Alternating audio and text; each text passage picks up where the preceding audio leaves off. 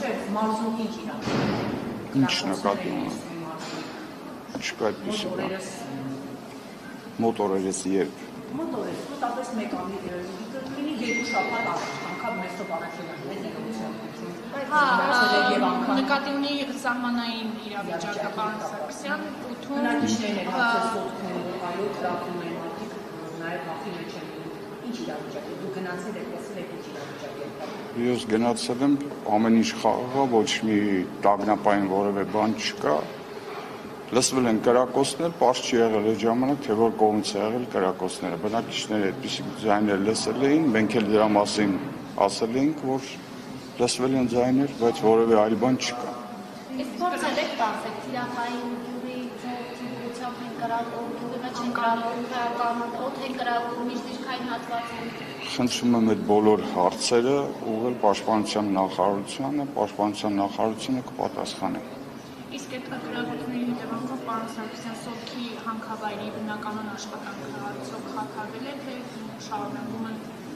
Ոչ որևէ այդպիսի բան չկա, Սոտքի հանքավայրը իր բնականոն ունով իր աշխատանքները կազմակերպում է։ Որևէ դադար այդ առումով չի եղել։ Որպես մարզի մարզպետ, արդյոք ձեզ մտահոգում է անհարց, որ ադրբեջանցիները մինչև օրս զավթած են անում Գեղարքունիքի մարզի շրջանցներ եւ նրա հետ վերադարձի պահանջ Հայաստանի իշխանությունների կողմից չեն տեսնում եւ որը ամրագրված չէ նաեւ խաղաղության պայմանագրում։ Ուզում եմ ձեր դիտարկմանը չհամաձայնվել, որ Հայաստանի իշխանությունները այդպիսի հարց չեն բարձրացնում, չարաչար սխալվում եք ու բացի դրանից էլ մենք խոսել ենք բազմաթիվ անգամներ այդ մասին, որ սահմանազատման դեպքում այդ հարցերը կկարգավորվեն։ Ես այս բանին որևէ ժամկետներ չեմ կարող նշել։ Կոնկրետ այդ հարցերի մասով խնդրում եմ Պաշտպանության նախարարությանը դիմել։ Շատ լավ, ես ասում եմ դիմեք Պաշտպանության նախարարության։ Ես գիտեմ, խնդրում եմ դիմել Պաշտպանության նախարարության։ Գաղտնի պահում, կաշկանդվում եք, նեղվում եք։ Ումից պետք է նեղվեն։ Ձեզանից ումից պետք է նեղվեն։ Հանրությունից չենք նեղվել, մենք ասել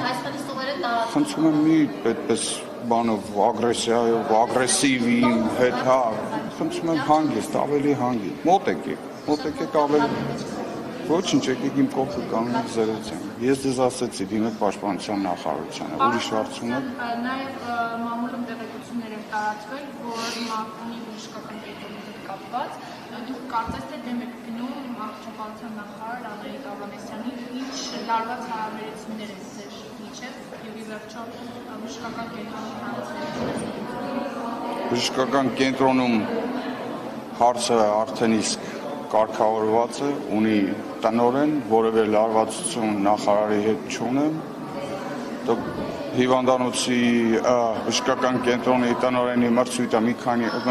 մի քանի անգամ չի կայացել, վերջին անգամ նշանակել են քննող խումբ, ունեցել ենք, ձևավորել ենք քննող խումբ, որի արդյունքում իմ լիազորությունների շրջանակներում նշանակել եմ բժշկական կենտրոնի տնօրեն։ Ես եմ շնորհակալ։